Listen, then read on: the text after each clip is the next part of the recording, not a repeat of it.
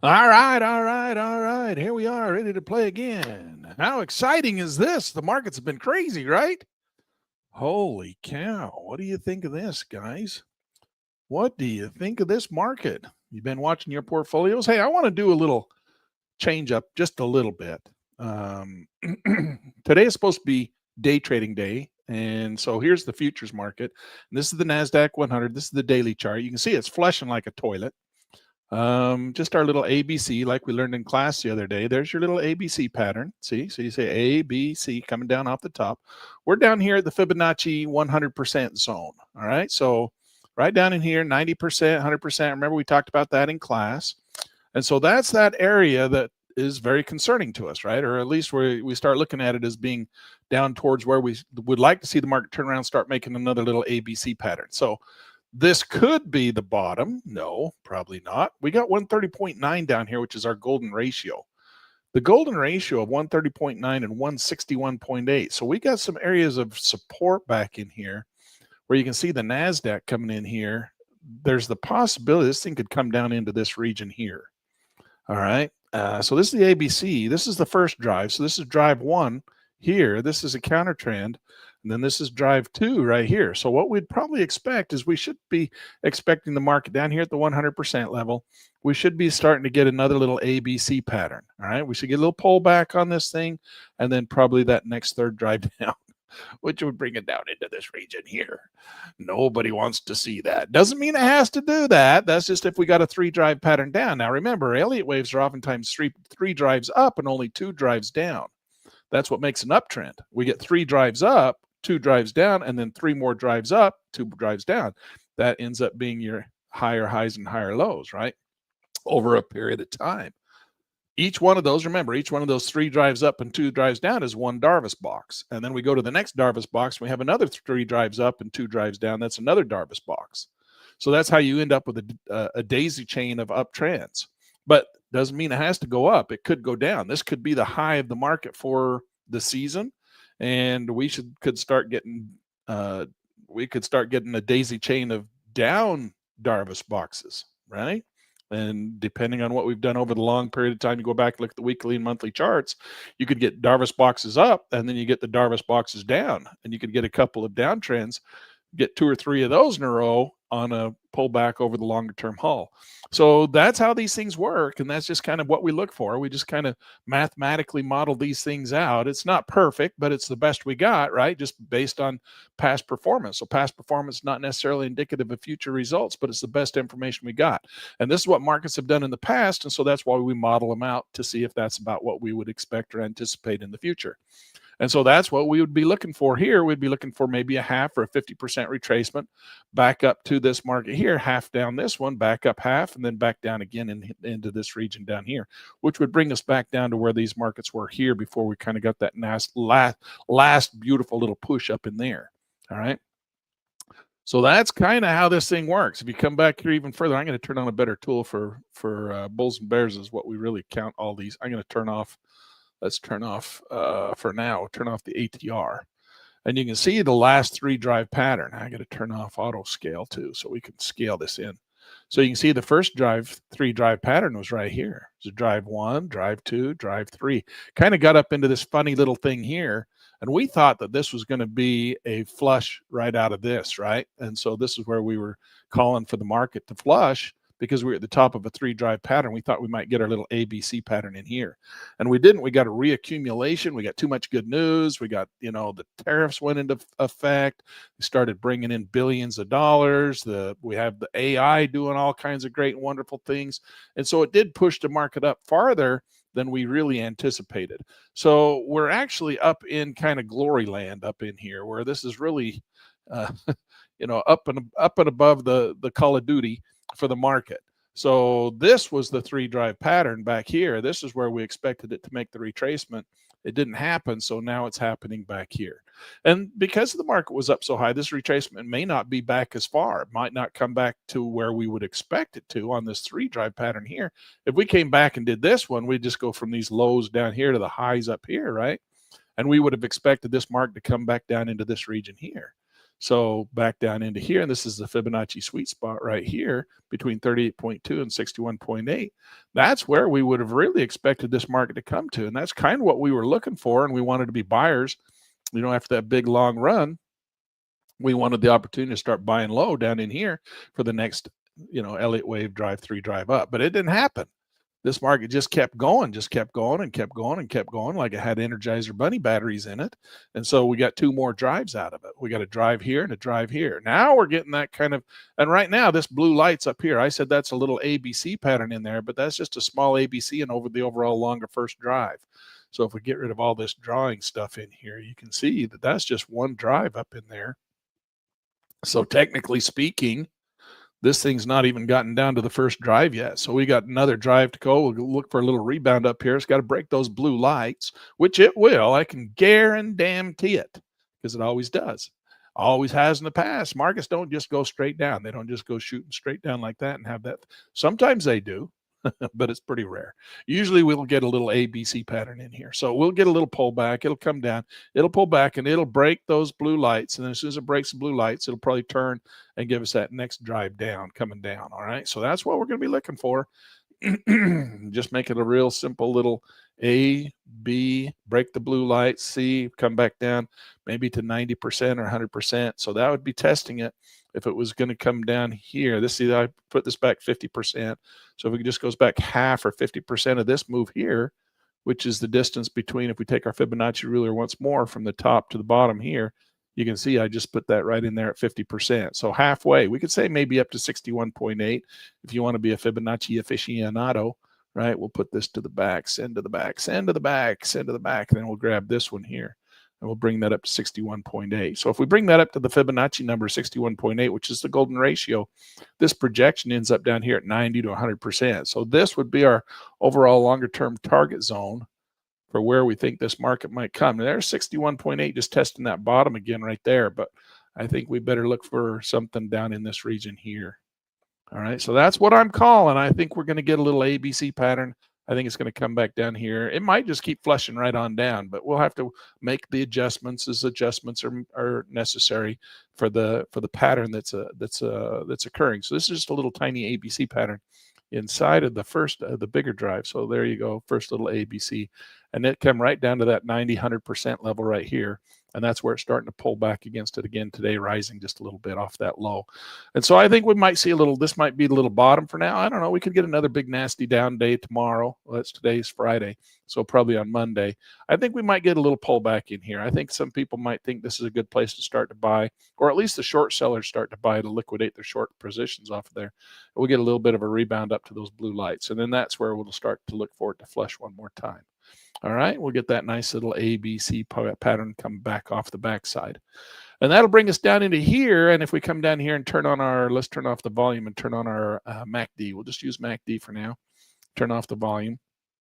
And that should bring us back down into this region here where you can look to be a buyer up in here, right? So we can come in and we can see this market coming down like this. So this is coming down like this. We're right here at this, at the 0 mark of the histogram on the MACD. So that's right dead center. Now, as it comes back up, we'll make a little jig and a jog back up in here. Probably just maybe a couple little bars down in here, come back up, maybe half 50%. We'll get another little thing like that. And then probably this is where we'll go back down into the lower region. And then once it gets down here into this lower region, we can start being buyers, right? We can start adding on to our position. So then that market will look for it to curl and turn back up, and we'll look for that changeover from red on the way down to green on the way up. And then that's where we'll get our nice little move in there.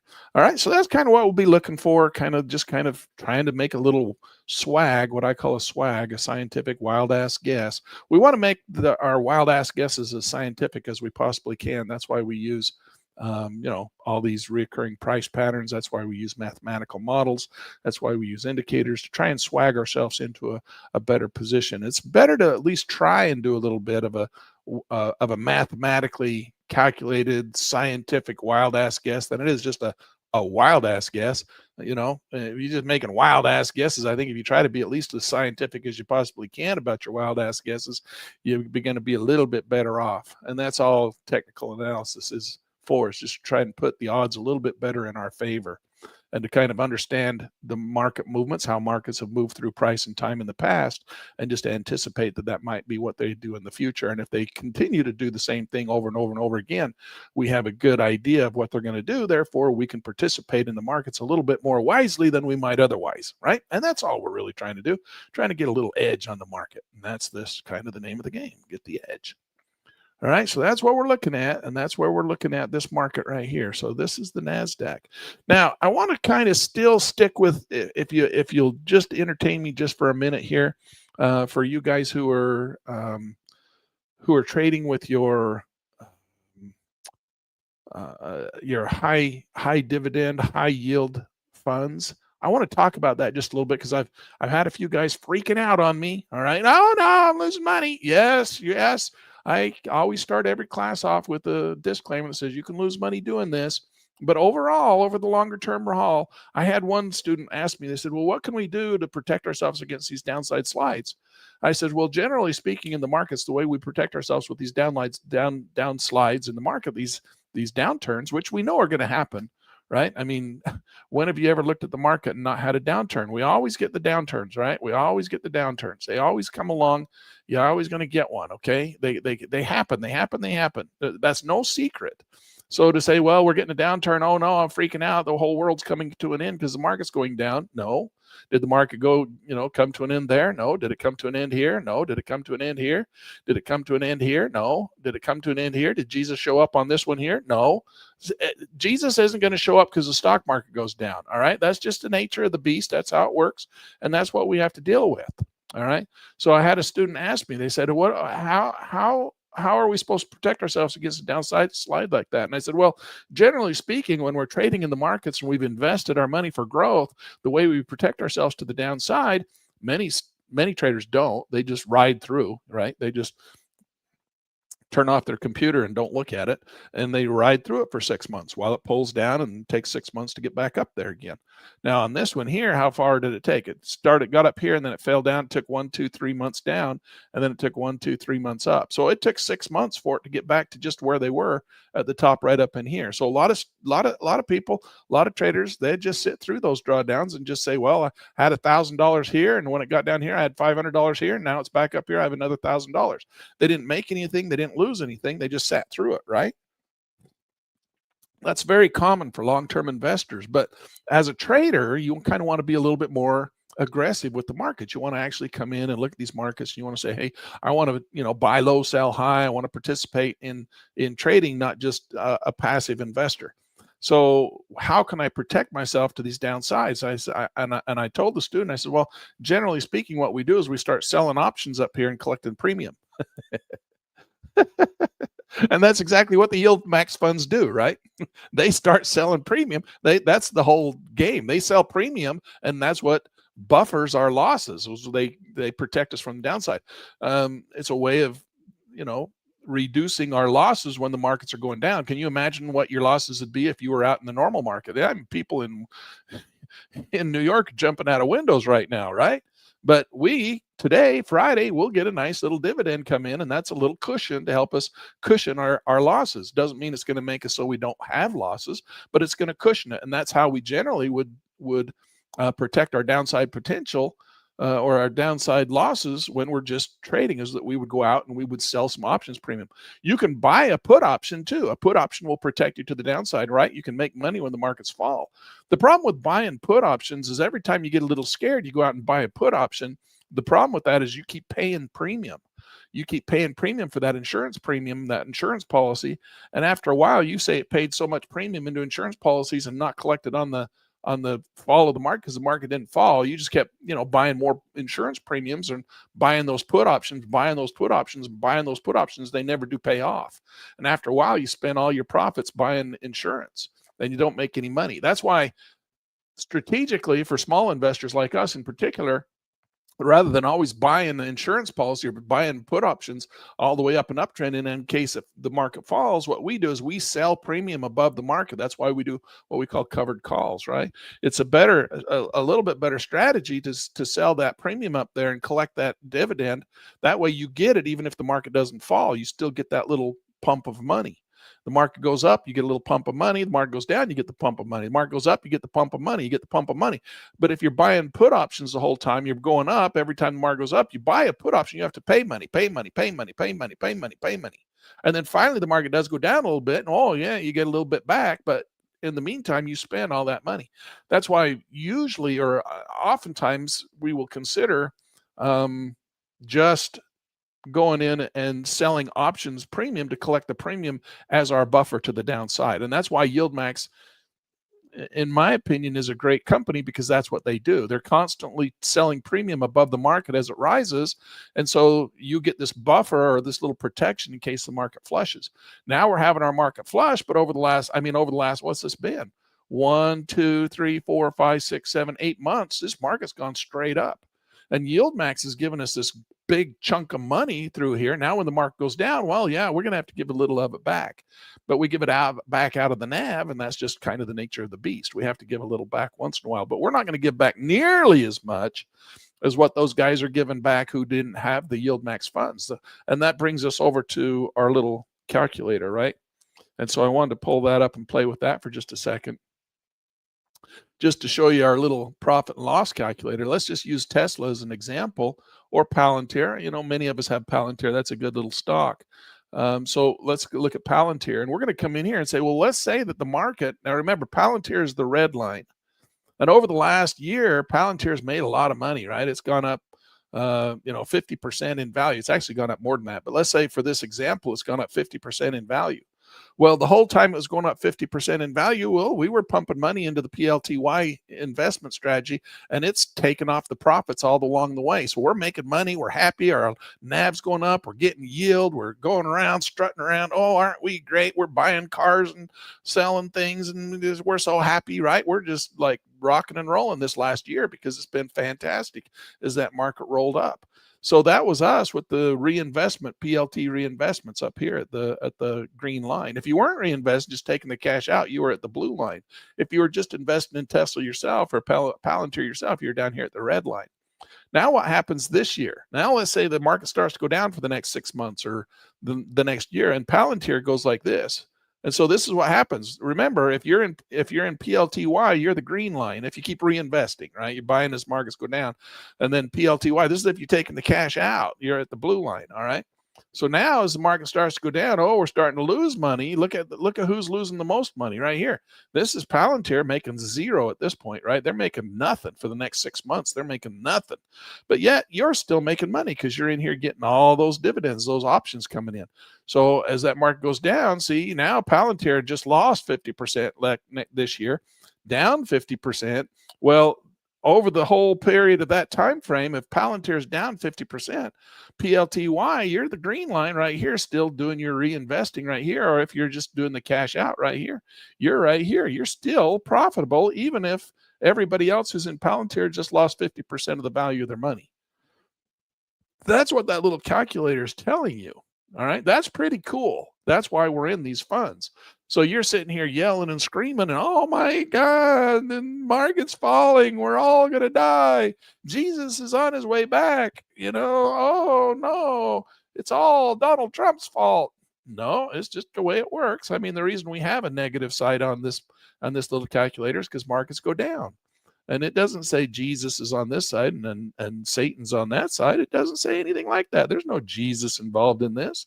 Jesus ain't coming back just because the slider went to the left side. Slider goes to the left side all the time. That's why we have a slider to the left side, all right? Because we have to anticipate that's what's going to happen. Okay, so don't freak out. It's just the nature of the beast. And if you're trading properly and you're in these high yield funds, they're going to pay you your high yields. Doesn't mean you're not going to lose some money. You are. Look at that. You went down. It's not nearly as good as it was. Okay. You went from all the way up here, this big number here, 24,000, 25,000, all the way down to here to only 12,000. Okay. But look at the guy that had the red one. He went all the way down to negative 5,000. Okay. So he's not a lot worse off than you are. So keep that in mind. Misery loves company, but you're still profitable. You're still in the green. So keep that in mind. It's all over a long period of time. And that's what this is. This is a whole year's period of time. And we're looking over here myopically at the last 2 weeks, just freaking out, going, oh no, 2 weeks, we're going to die. Jesus is on his way. And so that's kind of the way this thing works. And, you know, you've been getting paid for the last year a tremendous amount of money, right? I'll pull up my spreadsheet and I'll show you my little spreadsheet here just for fun, just because some of you guys still have your spreadsheets. I still have my spreadsheet, even though I use Portfolio Matrix 99% of the time now. But I thought I'd throw together this little spreadsheet for you guys just because some of you like to see it. So this is my little spreadsheet. Oh my goodness, that's a big spreadsheet. Hold on, let me see if I can make it a little smaller. When I transfer from one screen to the other, it's got to make Microsoft Windows happy. All right, so this is my actual money. This is real money. So you can see that we're in here. And I started with this account this year at the first of the money. I had all my cost basis right in here. This is how much money I put into these individual funds. I had some of these funds. These are the ones I liquidated out when I did my rebalancing off of Portfolio Matrix. Portfolio Matrix said that these are not as good as these, so I put them into here, and it did. It made a big difference for me. It was like, you're going to see my yield here for this month. I did the rebalance in here, and this is on track to make me almost $130,000 this year on the fourth quarter. So I'm on track to make like $130,000, whereas this quarter I was $98,000. This quarter I was $116,000, and this quarter I only made $84,000. So by doing that dollar cost rebalancing from Portfolio Matrix, it's taken me from making an average of, well, that's not an average, that's the actual number, $98,000 in the third quarter of this year. I'm on track to make $130,000. That's a big jump. That's like almost $30,000. The 9,800, yeah, that's like a $30,000 increase just by doing a portfolio rebalance based on the mathematics that came out of Portfolio Matrix. So I'm really happy about that. I took all those numbers and I wanted to see them in here, so I transferred them into my spreadsheet, and that's what it's showing me. And that's pretty cool, man. I'm pretty happy about that. My total return, you see my yield net, my NAV yield gain and loss in here. You can see I got a couple of markets that are not doing well. I'm down 27% on this one, which is BD. Now, I just barely started, and I put 37,000 into BD, and I'm down 14,000, down 39% on that piece of dog poop. All right, but it's paying me some dividends, and so my payoff on that's going to be if it keeps paying the dividends, and if it'll just stop sliding down. It just needs to stop going down. It's going down faster than the dividends can pay it off, right? So it'll eventually stop and hold. I don't even care if it goes back up. Just don't go down anymore, and then my dividends will eventually bring me back to break even, and I'll be back in profit again. But right now I'm down 27% on that dog. I'm up 47,000 on this one here, which is a Bido, and up 133% on it, down 8%, down 12 on that. So I got some losers in here. Most of these are small, like this one here, Chippy. I just barely got in there. I kind of put it in there just because it was new, and I was like, hey, I want to put a little money in there to see what it's doing. I put $2,600 in there. $1 million account, $2,600 isn't that much, but it's down 8%. So I bought it exactly at the highest point you possibly could, and then it flushed. But I only put $2,000 in, $3,000, 2,500. I got another one in here. I'm down Coney. I'm down 12% on, and that one there. That's another one of those stupid Bitcoin things. I got heavy into Bitcoin on a few of these, and those are the ones that are kind of causing me some little bit of stress. And so you can see that they're coming down a little bit in here. I got 15,000 in Coney, and I'm down $5,000. I'm down 38%. But my dividends are up at 3,900. So I've lost 5,700 on the NAV, but I'm up almost 4,000 on the dividend. So my difference is 1,700. So I'm only down $1,700 overall. I mean, it's 1,700, but I'll get a dividend here in the next couple of weeks or this next month that'll probably equal about close to that, and I'll be back to break even again. And right now I'm down 12% on it. But and then I'm down 2% on this one here. This is OARK. This is another brand new one. I just barely put in. I only have it just for a couple of months. I put 30 grand in there, and I'm down 4,000. My dividends are at 3,500. So that's putting me I'm $500 behind. My dividends paying off my NAV decay. but that's because that market's just flushing like a toilet. So once it stops going down, if it'll just start going flat, my dividends will catch up to it, and I'll be back to cash cow again. So I'm down 2% on that one. But you can see overall for the whole year, I'm up 60%. 60% is pretty darn good, considering that the S&P 500 has done about 12% this year, and that's really good for the S&P. The S&P generally averages, around 10%. It's up 12, 13% this year. So that's really good. And so my portfolio is up 60% this year. And I'm happy with that. 60% annualized return is a good return. I'm pretty happy with that. All right. It's not 100%. It's not 300%. I know some of these guys that put all their money into Palantir right at the right moment and rode it all the way to the top are up 300%. But that was a moonshot, man. Nobody knew that was going to happen. I got some Palantir in here. You can see my Palantir just real quick in here. You guys want to see my Palantir? There it is. I'm up 147% on Palantir. I'm not up the 300% that some guys are up, but 147% return on Palantir. That's pretty good return. You can see I put 80,000 in there, right there, and then you can see current net asset value. I'm at 120, so I'm up $40,000 on that one, or 51% return. But then I got $76,000 in dividends. So, and then I reinvested 67,000. That brought me back total capital investment 147. My net 117 with 147% return. Bang, bam. That's one of the things that's got, one of the really good ones. Bitto in here at 35. I'm up 133% on that thing. So I can't complain about that one. That's a Bitcoin one, but it's flushing like a toilet right now. I just got a lot of nice dividends, 14,000 in dividends. I got to look at that. I'm not sure if that's right. I got to double check a few things on that one. That doesn't quite seem right. I'll double check that one. But anyway, those are my numbers. I'm up 60% on the annualized year. So that's what I'm trying to teach you guys, how I did this. Whether you think that's good enough to come and hang out in my little classroom and see if I can show you how I'm doing this, great. If not, go find someone else to talk to who makes more than 60% annualized return. Good luck. Good luck with that.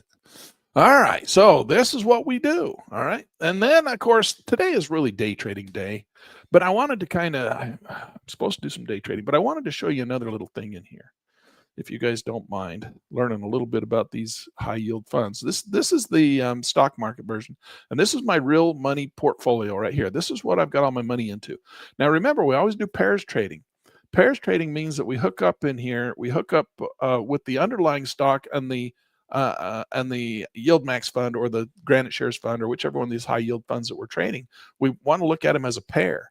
So if I'm looking at if I'm trading AMDY, that's where I got my money, right? But AMD is the market we're actually trading. So we're actually trading AMD, but we put our money into AMDY because they take our money that we give them in AMDY, and then they go trade options on AMD. So this is really just a bucket of money. This is all this is. It's just a bucket of money that sits here, and then they take this money and go trade it on AMD on our behalf. They go trade it for us, and then they take the profits and put it back into AMD. And then when they make some money every weekend, every Friday, they take money out and give it back to us. That's why we get our distributions every Friday. Used to be every month, but now it's every Friday. So every Friday they take money out of this portfolio or out of this. That's why it goes down. All right. Of course, it goes down because of the net asset value of the underlying stock too, because we're invested in that stock, right? So AMD goes down. Well, Palantir or AMD goes down. AMDY is going to go down. All right. So you had some big bad. This is AMD went down bad right here, right? This is AMD. This is the underlying stock. Look how bad it went. Oh, really bad news, right? So if you come over here, well, that was reflected over here. It went down really bad. All right. The stock goes down. The stock goes down. It goes down. Right. You can lose money in these things. So if you invest in a stock that's going down, you're not going to make a lot of money. You make the dividends, but the NAV might go down faster than the dividends can pay it off. You just lose money more slowly. And that's nice. I mean, losing money slower than everybody else is still nice, but nobody wants to lose money. But then the market took off and started going to the moon. Look at AMD just went to just like a rocket ship, right? Woo! Tesla started buying all their chips and putting it in their cars. They were doing Intel, and then they started buying all AMD chips and putting them in their cars. And then, of course, these guys started getting involved in some of the AI chip stuff too. So that's why they went so crazy. But that's why we had over here AMDY went up. And you're like, well, it didn't go up nearly as much. Why didn't it go up? Well, it did. It's just they took all those profits and gave them to you. So every time they take money out and put it in your, put it in your cash account, this goes down. So it depresses this NAV. This net asset value doesn't go up because this is just a bucket of money that's being traded over here on AMD. And then when the money, the profits come in here, they just take them out and give them to you. That's why you don't see these big flushes up, right? So that's how this works. They've already taken all the money out. Now the NAV's flushing right here, but they're going to start getting some dividends, and they'll start paying those dividends out in here, and that'll kind of soften this NAV out. But of course, that dividend's going to go to you. It's not going to stay in here. You're going to take it out and put it in your cash account. Now, if you want to turn around and put it back in here, you can, but you might want to put it in here or somewhere else. I always say don't drip. Oh, I didn't want to take that off. There was a line right across there. And that was one of the points of wanting to bring this into you. I'm going to look and see where that was just real quick, if you don't mind giving me 1 second to put that back right at the right spot. It'll just take me 1 second here. AMDY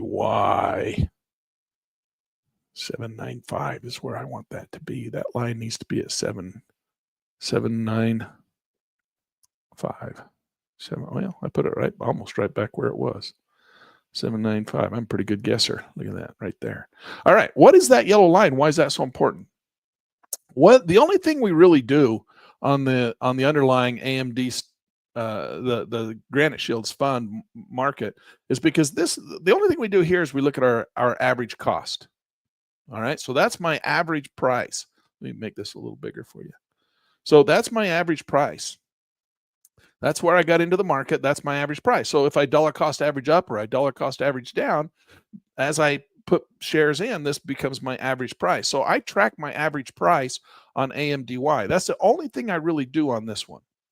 That's the only thing I really do on this chart. I don't really chart this. I don't sit here and look at, 3 drive pattern up. Oh, Elliott Wave down. Oh, count this, count that. I don't do any of that. Why?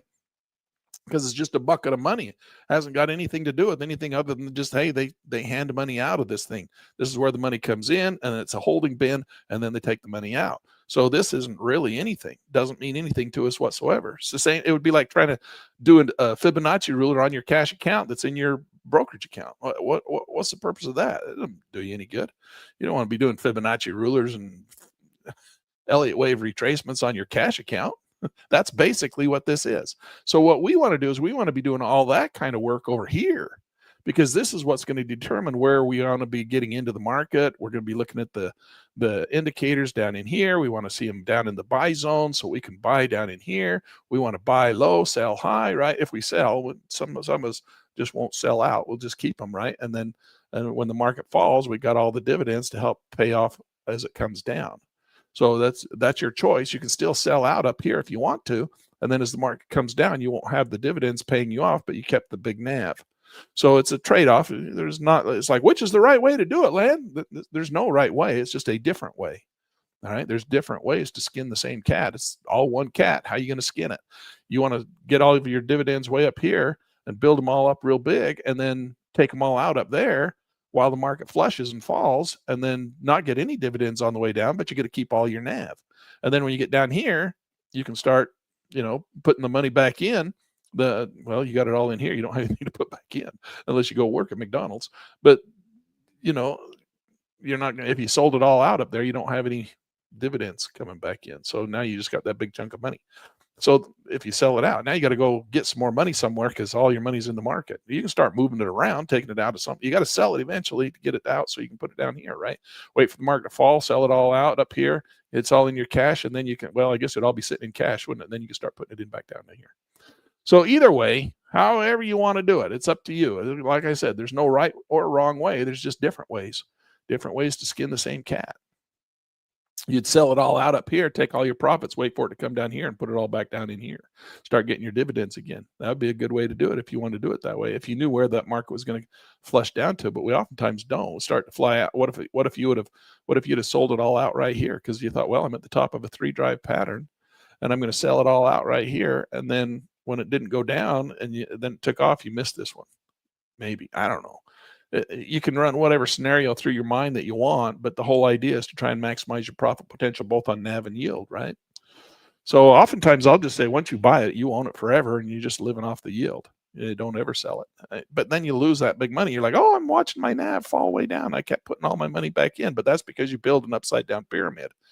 Remember, we talked about that in class. Don't want to build an upside down pyramid, which is why we have this market over here. And we want to be very conscious of our average price. Because if we're looking at our average price, if we start buying in up here, boom, boom, boom, boom, boom, boom, boom, boom, we're buying in all the way up the uptrend, then our average price keeps coming up, up, up this line, which is now sitting at 767. It gets pushed all the way up in here. So if your average net asset value gets pushed up here, you're building yourself an upside down pyramid, right? So then all the market has to do is fall just a tiny little bit, and then you've lost all your money. All of your net asset value is gone, right? So because you kept pushing that up.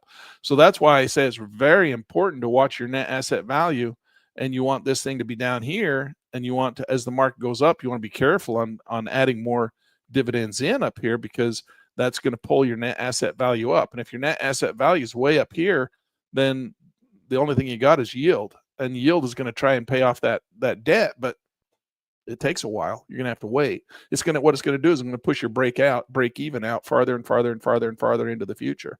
My break even used to be at, gosh, I had it right down before this big flush in the market.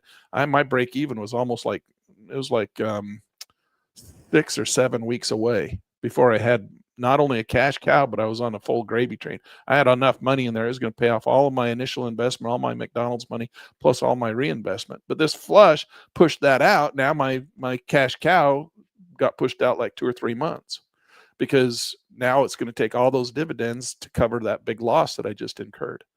And that's okay. I mean, it's still money coming in, and the NAV goes up and down, and that's what it does. And my dividends are still coming in. But as you like to watch how long before you don't have any out-of-pocket risk, right? And that's what I'm looking for right now. And that's why we watch on the underlying ETF. This is where we want to track our net asset value. We don't really need to do any technical analysis on here, because that's all done over here on this one. This is where we do all that buy-sell decision making. But right in here, this is just track your net asset value and make sure that doesn't get way up here. I'll show you. I got one in here where that's it was one I showed you, BD. Look at my net asset value on this. Let's get rid of all of my drawing tools. Oh, this is the wrong one. That's BD, Bitcoin. Oh, that is okay. I'm gonna get rid of all this stuff. Oh, and then when I do that, it gets rid of my average. But my average is right there. Look at my BD average. It's clear up there at the top, because I was buying up. As we were coming up, I was buying in, counter trend, buying in, counter trend, buying in. And then the dumb thing, flushed like this, like a toilet. And my average price was right in here. But it's just because I just kind of got in late, and I was building a position, and I got caught in this thing. And now my average price is way up here. So I got a bad one right there. And you saw that on my spreadsheet. Fortunately, it wasn't a lot of money. And Bitto, there's my average price on Bitto. See, I kind of feel bad about this one too. I got into this one clear back here. So I got in right here, and then I rode it all the way up, made a whole bunch of dividends, made a whole bunch of money, and then it flushed back down here. I bought a whole bunch more, and it pulled my average back down, but then it come back up and brought my average right in here. So my average is right dead center, and then this stupid Bitcoin just keeps flushing out the bottom. So, we're down here where I could start adding back in. I've just got my portfolios way too heavily weighted towards Bitcoin. That's the unfortunate, sad thing of it now, is it's getting down in here to where we're starting to come down into the buy zone for Bitcoin, aren't we? So if we look at that, and then like, nobody wants to buy down in there, right? Oh my gosh, nobody wants to buy down there. Everybody wants to buy way up here. But that draws your dollar cost average way up, turns it into an upside down pyramid. If you were to buy down in here, this is going to pull this average price down, which is going to make you have a higher return on your dividends too. So Chippy, this is Chippy. Oh, this is one I got $2,000 in. Look where I got in on that thing. Holy cow, that's my average cost. That's my average price. No, that was a sad state of affairs. But that was kind of that new little target 12, and I wanted to put a little bit of money in there. So I got a couple grand in this one. But it's sitting there at $2,000. Look at where my average is. $59. That's awful. That's terrible. Almost makes me want to sell it just so that I don't have an average price way up there, even though it's only $2,000. That's funny. All right, here's Coinbase, and then Coney. This is the one now. That's my average price on Coney. See, and I got a really good average price on Coney. It's not very much, like 30 grand, but so there's an average price on Coney. But see where I'm at. I got really good. I don't feel bad about Coney at all. If you look at my spreadsheet, I'm still making a good return on Coney because I got it way back here. In fact, I think I've had Coney for a long time. I think I got Coney clear back in here somewhere, which is why that dollar cost average is so low. But I might have been buying it all the way down here, pulling the average down as it came. But then it went back up, and I didn't buy back in to pull it back up. So it's still clear down here. I'm making good money on that one. I can't complain. Even though the market's down, the dividends are paying for it. And we're getting down to the point where there's a possibility, of course, Coney, it's another one of these stupid Bitcoin things. I got too much money in Bitcoin now. My portfolio is way overweighted to Bitcoin. So I gotta be careful putting more money in there. And then we got Hood. Oh my gosh, this market went to the moon. Right now we're getting this little ABC topping formation before it's got to come back down and have a little bit of profit taking. It'll probably come down into this little region here, and then that's where we'll see the buy zone start to come back down in here. We can start accumulating some more positions down in there, bringing that dollar cost average down. So my dollar cost average is calculated over here, and you can see, I didn't feel too bad about my average price. I started getting in down here, and I added in a little bit, and it brought my average up to here. The market spiked way up here, but now it's flushed down, and now it's flushed down one more time. So we got a nice little ABC pattern in here. You can see my average price is right there. So that's what I use these Granite shares and YieldMax funds for, these charts. I don't really do any, do much ABC pattern on here. I just, that's all done over on the actual chart here. That's where we do all of our mathematics and decision making over here. But this is where we just want to track our average price so we can see whether we should be buying or selling or, working on building our pyramids upside down or not. This is Misty again, the stupid Bitcoin flushing like a toilet. And I got a bunch of that, but of course it's still making me a bunch of money. Here's my average price. Look at that. I was feeling pretty smart about myself over here, thinking, look, this is where I got in. I rode that thing up and got all these dividends, got all the NAV growth and everything. And then, just kept having dividends. And I wasn't feeling bad here, even because it was a little bit below my average price, but the dividends just kept coming in. I didn't really, I think I bought a little bit right down in here and brought the average price down just a little bit. But then it just kind of kept going sideways. And I'm like, hey, that's fine. As long as it just goes sideways, we still make a whole bunch of money on the dividends. And then, man, this last 3 drive pattern, down, that baby's gone. Terrible.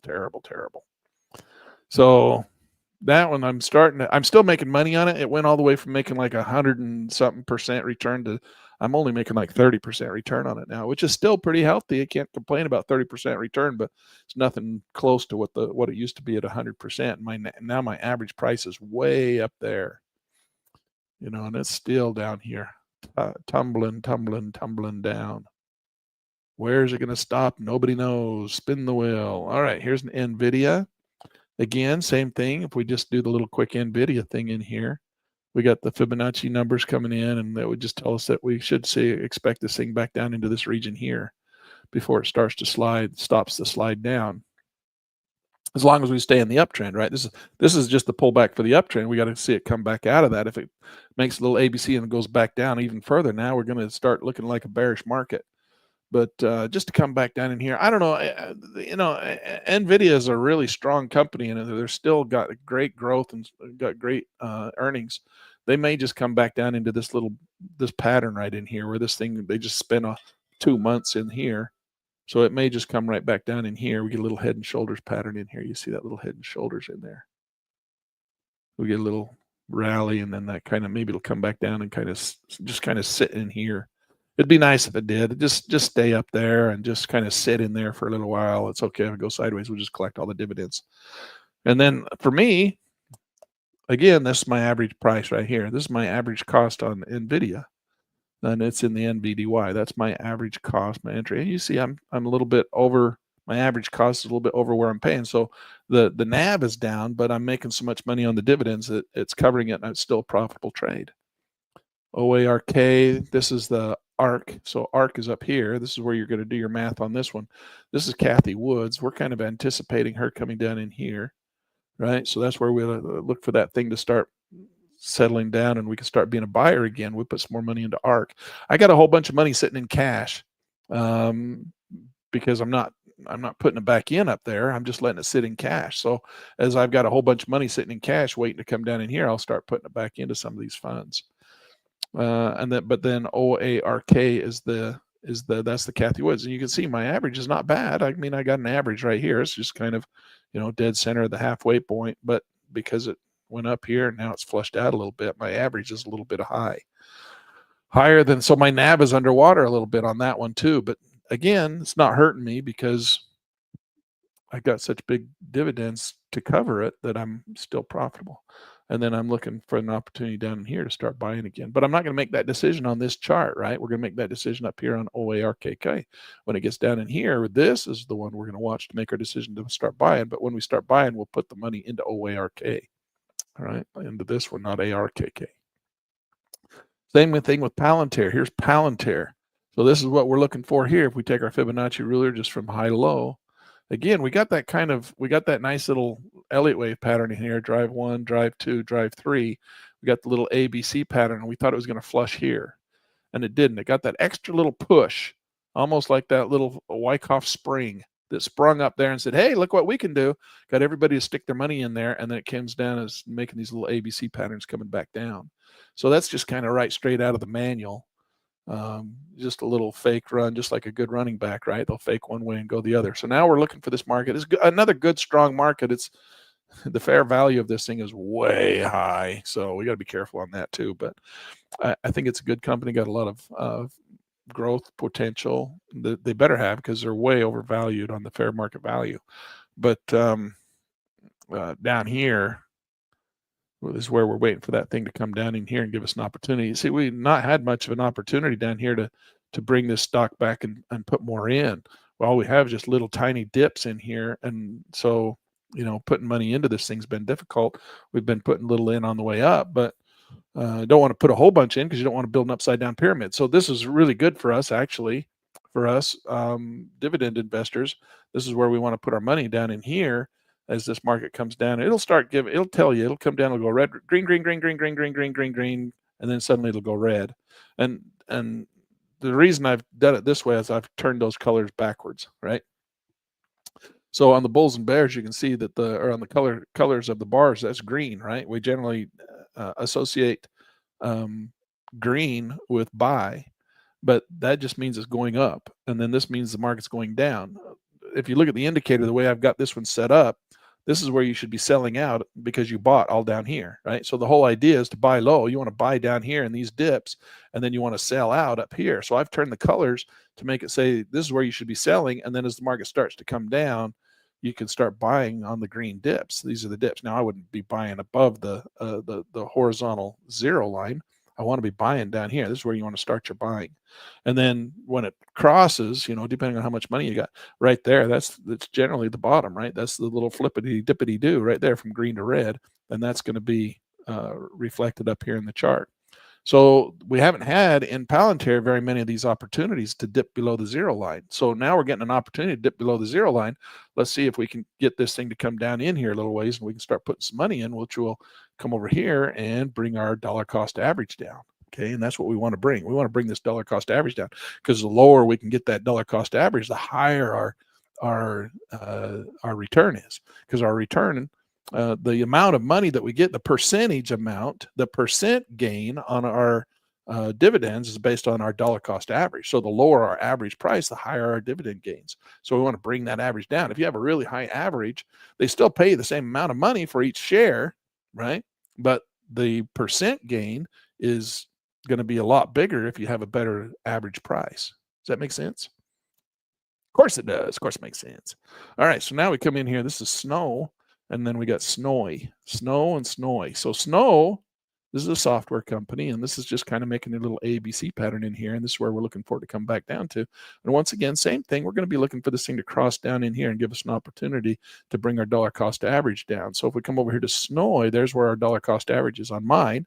That's where my average price is. I'm at 15.12, and this is going to give me an opportunity to put some more money in here and drag that average down And then hopefully, you know, the nav will turn and it'll go back up a little bit. But that's more of what we're looking for over here. We want to see this nav, see snow come down, make this little ABC pattern coming down here, and then maybe make a little ABC and come back up. And we'll start with a little head and shoulders formation down in here. I don't want to see it go down 3. You know, I don't want 3 drives.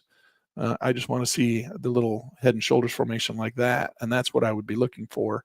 That's what I want to see. Now, if it does go and break one more, we're going to have to grab that whole model, not that model, this one here, grab this whole model and adjust it and bring it down one more leg. And I want to have to do that because that means we're going to have a full 3 drive pattern down, drive 1, counter trend, drive 2, counter trend, drive 3, give us the head down here. And if that's the case, and we look for an ABC up, but that'll give us probably a little bounce up in here, and then it'll probably drop back down in here again, and then have to go off of a second little buy zone down in there. So we don't ever know what's going to happen, but we kind of model it out and kind of make our scientific wild ass guess, right? And so once it gets down in here, if it's going to bring my dollar cost average down, which it will, I can start buying and drag that dollar cost average down, which will increase my dollar return or my percent return. So there's Tesla. Same thing. We're looking at the Tesla coming here. It's kind of stayed right underneath that nice natural, what I call the progressive trend line. We got another couple of little trend lines up in here that that we like to follow. You little, if you're familiar with the speed fan, we use that on these little rallies up in here. But this is kind of where it's at now. And we're bouncing off this long, strong area of support. I'd like to see it come up a little bit, but then that means it'll probably flush and come back down into this region here. So that's kind of what we're looking for on this one, for the market to come up. This is kind of like, one big drive here. This is drive 1. This is drive 2. It'd be nice if it went up to a nice big drive 3 and we got another reprieve up in here. That'd be really cool, but with the rest of the market flushing, I don't think we're going to get that. I think we're going to fall here too. So I think we're going to maybe get our little reprieve and then our little drop right back down into here. And this is where we'll end up in Tesla. And if that's the case, we can look over here at Tesla and we can see this is my average price, my average entry on Tesla, which I got a really good average price entry on Tesla. I'm not way up here like some. I know some guys that are on Tesla way up in here on their average prices. And that's very painful when the market's fallen this far off of that market. So my average price, I'm pretty happy with it being right down here at 784. And so that's why that's such a profitable trade for me, because I build those upside right pyramids. I don't build upside down pyramids. I try not to. I have a couple of pyramids that are upside down and I don't like it. I try to teach guys not to do it, and I try not to do it myself, but that's the way it goes. And so that's my average price right there on that one. And that's my whole portfolio. That's everything I got. And so I'm just waiting and giving me an opportunity to start to buy in low again and bring my average prices down. So I'm looking for this thing to dip for us so we can bring our average price down. Let's keep collecting the dividends. We just want to keep collecting the dividends on the way down. I know it's painful as you sit through these drawdowns and you watch these NAV decays, but just remember, today's Friday. You're going to get a big payment. You're going to get a big buffer. You're going to give you a big chunk of money, and that's going to go into your coffers, and that's going to help make you feel a little bit better. That fear and greed is going to be subsided a little bit today with the dividend payment coming in, and that's going to help buffer this loss. And then if the market will just stop sliding, those dividends can help start bringing you back into break even again. And then even if the market will turn and go up a little bit, they can meet in the middle. And that's kind of what we look for, right? That's why we call it yield first, because the yield is the big money. The NAV is the small money. And so the NAV is going down and you're seeing big losses on your NAV right now. I know, because I am too. But that yield is going to come in. Today, you're going to get a big dividend. We'll look at your dividends coming in tonight, and you'll get your payments, and then those will help you feel a little bit better about what's happening here. All right, so that's it. That's all I got for you here on this one. I want to go in, and now we'll come back over here to the futures market. And I wanted to jump in. I promised you I would show you in class this website. Where is it? Right here. This is called the economic calendar that we always look at. Now, a lot of you guys who have been in here with me, you've seen me look at this all the time. But some of the new guys, you haven't seen this yet. So here's the URL. Now, there's a lot of these economic calendars out on the internet. Yahoo has one. Yahoo has one. Almost every these great big websites. Google has one. But I like this one. They all format them differently. They all kind of do them a little bit differently. They're all easy to read or hard to read. Most of them are. This is the easiest one, in my opinion, to read. I really like this one. I have nothing to do with these guys. I don't even know who they are. In fact, I don't even go out to their main website and look and see what else they do. This is the only thing I know they do. I should probably go and look at them a little bit more and see what else they do. But it says they got news up here and markets and indicators. I don't know. This is the only thing that I look on this website that they even do that I even know about. But I like it. I like it. I've been looking at it. I just leave it in my computer all the time. And so you come in here, and I like to go at the impact. I like impact 2s, of course, impact 3s, but then that weeds out impact 2s. So I want to see impact 2s. So it gives you 2s and 3s. I haven't paid for it, so I always get all these ads up here, and then I don't tell them who I am, so they don't know what to advertise to me. So I get all kinds of funny ads. Sometimes I like that they know who I am, so I don't get tampon ads and stuff, because I don't need those. But they advertise them to me if I don't tell them who. Legos, I'm not really going to be playing a lot of Legos. They don't know who I am. I don't give them any cookie information or anything, so they give me all these stupid ads that have nothing to do with me. Sometimes I'm just like, you know what? If you're going to advertise to me, I might as well let you know who I am so that you can at least advertise something to me I have interest in. I don't know. That's just me. So anyway, coming from an advertising background, that's kind of my world anyway. But anyway, that's how I like to look at the economic calendar. So this is your tradingeconomics.com/calendar. All right. tradingeconomics.com/calendar. Hopefully you can see that and you can type that in. You can come in here. And then I like to just come in here to the countries, because when you come in, they have all the countries turned on, a whole bunch of them. I turn off all the countries. All right. I just hit clear all the countries. I don't care about Madagascar and what their reports are. The only one I care about is the stock market in the United States. So I come down here and turn on United States. The only thing I really care about. So then I hit save on that. Now we have to be careful because we have to put this on the right UTC time. I think we switched. Are we UTC 7 now or 5? We're not UTC 6 anymore. We just switched. What UTC are we? Let's come in here and ask new chat. Oh, we got a new chat. Okay. I'm in Utah. What is my UTC time? Utah is in mountain time right now, UTC 7. Okay, there we go. So we got to come in here and make that over to UTC 7, because otherwise you get your reports and they're off by an hour. When we had that happen last time, we were sitting there all ready to trade a nice report that came out and then nothing happened. I'm like, why didn't it do anything? And then come to find out I had my UTC set to the wrong hour. So just make sure you do that when you switch your clocks. Make sure you switch this clock too, so you got your right UTC 7. All right, so Fed Bar speaks today, Friday, November 21st at 5:30 this morning, our time here at UTC 7, which is Utah. Fed Williams, and then Fed Bar, and then Fed Jefferson, and then it's a big Fed day. No wonder the market flushed like a toilet. These guys are like ghouls. Where's ghouls? That's the one I like. Fed Ghouls. Dude, that's a perfect name for a Fed guy. Fed Goolsby. Fed Logan. Hey, look at that guy. I live in Logan. 7 o'clock a.m. this morning. Fed Logan speaked.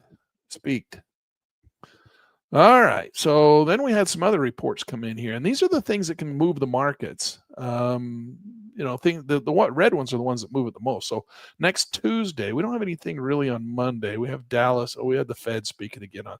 So probably another big flushy market on. Every time the Fed speaks, the market flushes like a toilet. No wonder the market's flushing. Look at all these Fed speakers. All right, so Tuesday, we're going to get the PPI. What is PPI? PPI is a producer price index. I was thinking it was a purchasing manager's index. This is a purchasing price index. All right. So purchasing price index. So let's go back and where's my little backup button? We're going to get that on Tuesday. And so that's going to move the market at 6:30 in the morning. Now, the market doesn't open until 7:30 our time for the stock market. Now, the futures market will be open, so it might dance around a little bit at 6:30. So if you want to get up at 6:30 and go try to catch a trend or two on the day trading, you can do that. And then this is retail sales comes in month over month, 6:30. Now, it's estimated the forecast is 0.3, consensus is 0.4. Previous was 0.6. So we'll find out what the actual is for the retail sales month over month at 6:30 a.m. on Tuesday.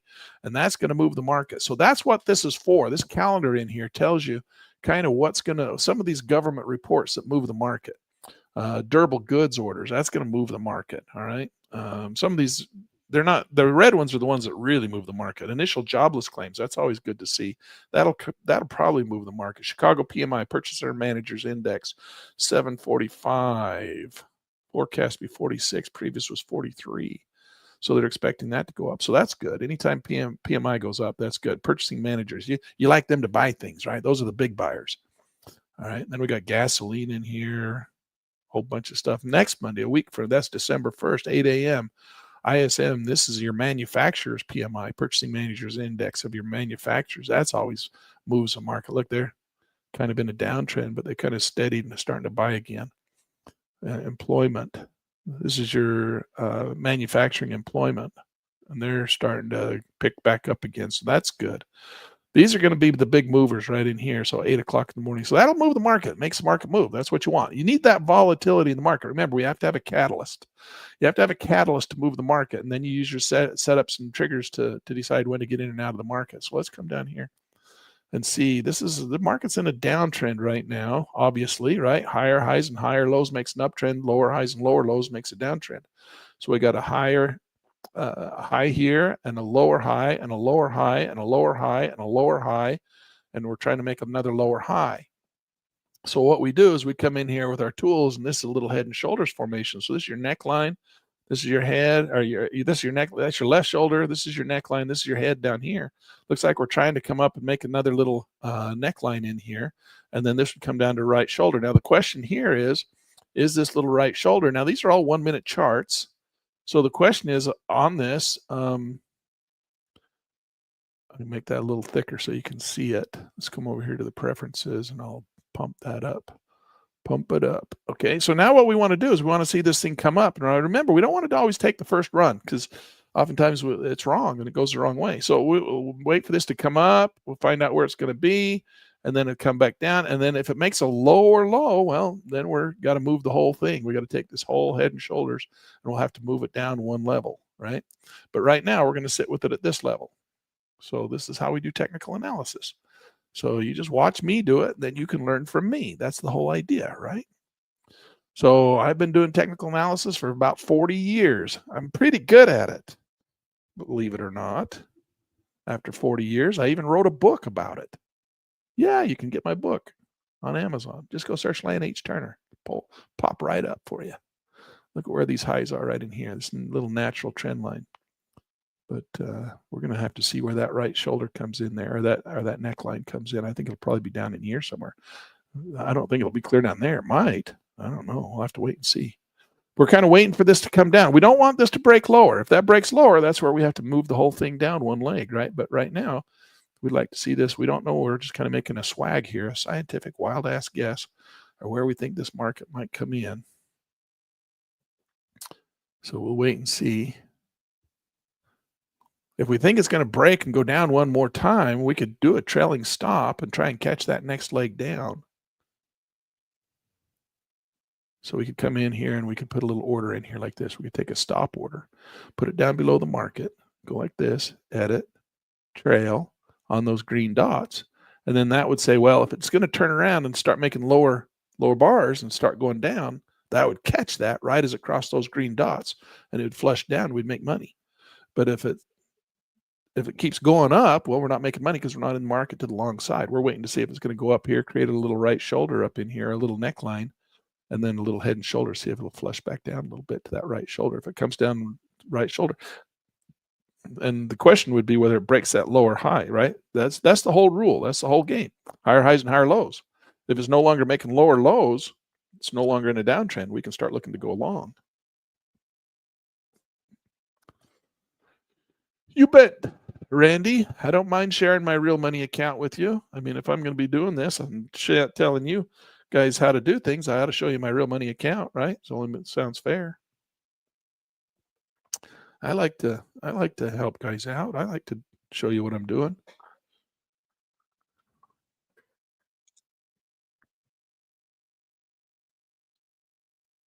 Randy saying he thought that maybe it'd make better dividends on the market going down. What they do is they're not going to make better dividends because you're going to sell your premium, your options premium, right? And that's how Granite Shares does it. But what they do is they don't lose as much NAV. And the reason they don't lose as much NAV is because first of all, they don't have any long positions. So there's no upside potential on the Granite Shares. So if the market's going up, all they're going to do is get the money from the dividends.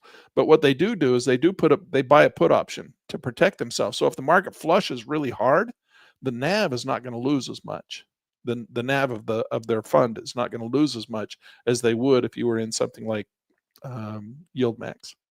All right, so you still get the dividend, but you have protection to the downside. So they don't have as much downside risk as Yield Max does.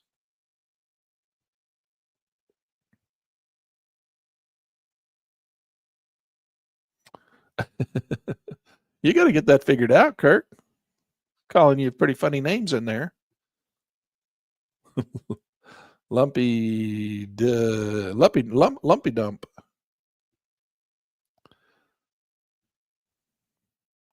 Randy again, he's saying TSYY was good for me, but NAV and dividends are down. Not sure what to do. Well, what you're going to do is you're going to probably sit on your hands like the rest of us and look where your average price is. Oh, see, there we go. We got filled. There's our little neckline. Now let's see if it'll stay below there. If it goes up and comes down, I don't know where it's going to come down to. Nobody does, right? So we'll wait and see if the little dot, let's blow this up, see if we can make it a little bigger for us so we can see a little better.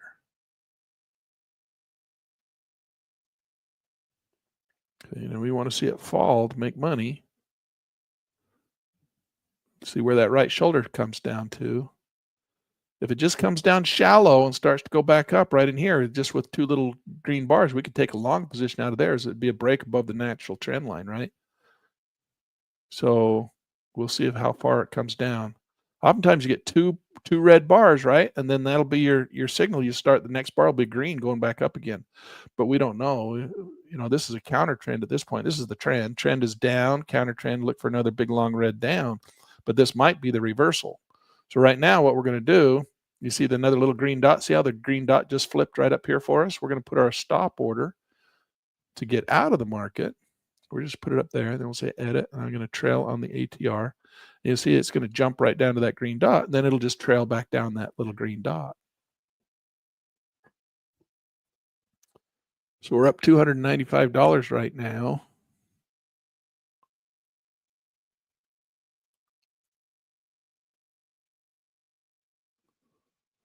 We need it to move one more. We're 20 seconds away from having that green dot move into break even.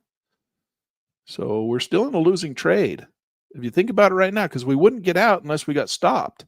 And the stop is behind our entry point. So technically speaking, we're in a losing trade. We need that dot to move one more time. We got 3 seconds, 2 seconds, 1 second. There it goes. Now we're at a break even. We're basically at break even at this point.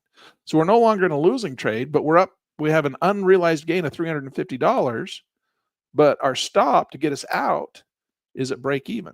So we're risking $390 at this point in hopes that the market continues to fall and we can make even more money. But you know, you could just take your 390 off right now if you wanted to, but the chance, but then you sacrifice the chance that maybe the market goes further. Well, what do I do, Lan? I don't know what to do. Should I take it off right now or should I wait? Well, do what you want. There's no right answer. It's just however you played it. It's a carnival game.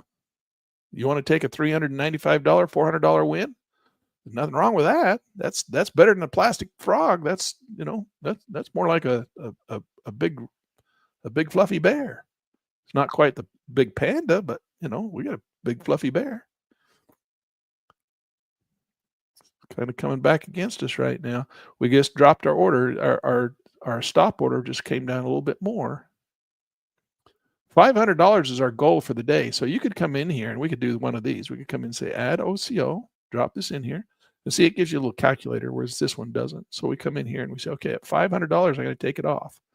If it hits $500, I'm out. And if it hit our $500, $520, and we're done for the day. All right, $500 keeps the doctor away. Let's kill this other order. We don't need that in there.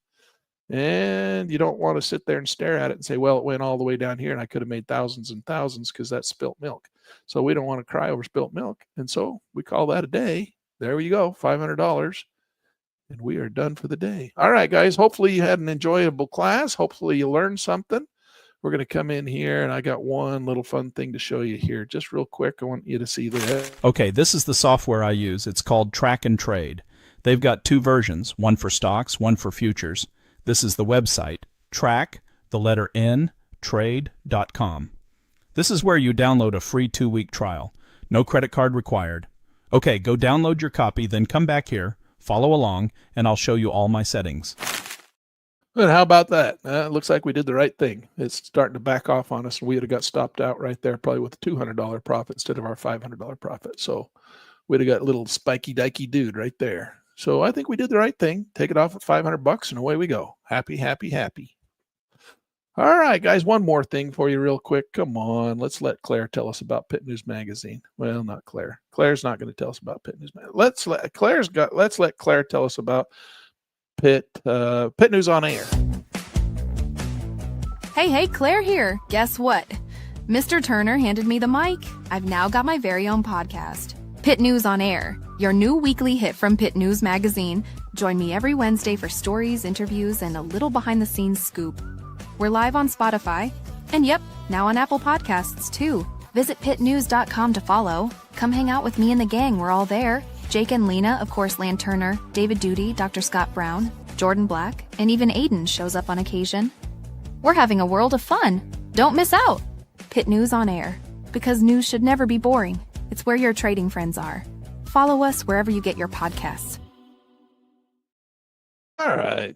She hasn't done a podcast for the last couple of days. She says she's been too busy trying to get the November issue of Pitt News Magazine out, so she's not had time to do a oh, look, it's flushing down again. We'd have got Stoppy Doppy Dude right there, only to have the market flush in our favor again. All right, so she does those Pitt News on Air podcasts. So we're gonna, I guess since I ran an ad for her, we better go tell her to get another one out there. But she says she's too busy; she hasn't had time. So we'll see.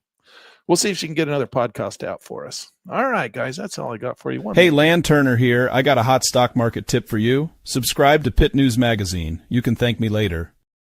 Yeah, surprise! Pitt News Magazine. All right, guys, we'll see you later. Have a good weekend. Actually, for those of you who are going to see me down at the university tonight, we'll see you there in 1, 2, 3, 4 hours. 4 hours away, and we're going to go through indicators and tools, or order tools. So we're going to learn about all the fancy indicators. Right?